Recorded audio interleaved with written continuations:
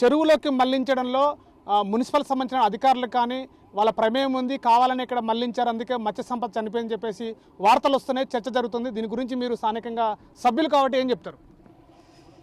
నా పేరు పిట్టాల Murali, Badepalli fisheries society ప్రెసిడెంట్ను.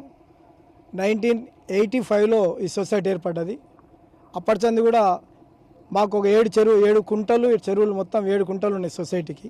దాంట్లో భాగంగా నల్లగుంట అనేది ఒక 24 ఎకరాల స్థలం ఉన్నటువంటి విస్తీర్ణం ఉన్నటువంటిది ఇది. దీంట్లో గత ప్రభుత్వము మినీ ట్యాంక్గా ఏర్పాటు చేసి ఉన్న నీళ్ళటువంటి ఫ్రెష్ నీళ్ళు ఉండేటట్లు పెట్టి చుట్టూ కంపౌండ్ పెట్టి ఒక వాకింగ్ స్టాక్ పెట్టారు. ఆ తర్వాత గత 4-5 ఏళ్ల సంది మేము ప్రతి సంవత్సరం కూడా చేపలు ఇక్కడ విడవటం జరుగుతుంది, పట్టుకోవడం జరుగుతుంది. గత సంవత్సరం ఇడిచిన పట్టలేదు, మేము కొన్ని పరిస్థితుల్లో మళ్ళీ పడదాం అనుకున్నాం. ఈ సంవత్సరం కూడా ఇడిచిన చేపలు సుమారు 1 లక్ష దాకా చేపలు అన్ని దాల్లో తీసుకొచ్చి కూడా విడిచడం జరిగింది చెరువులో.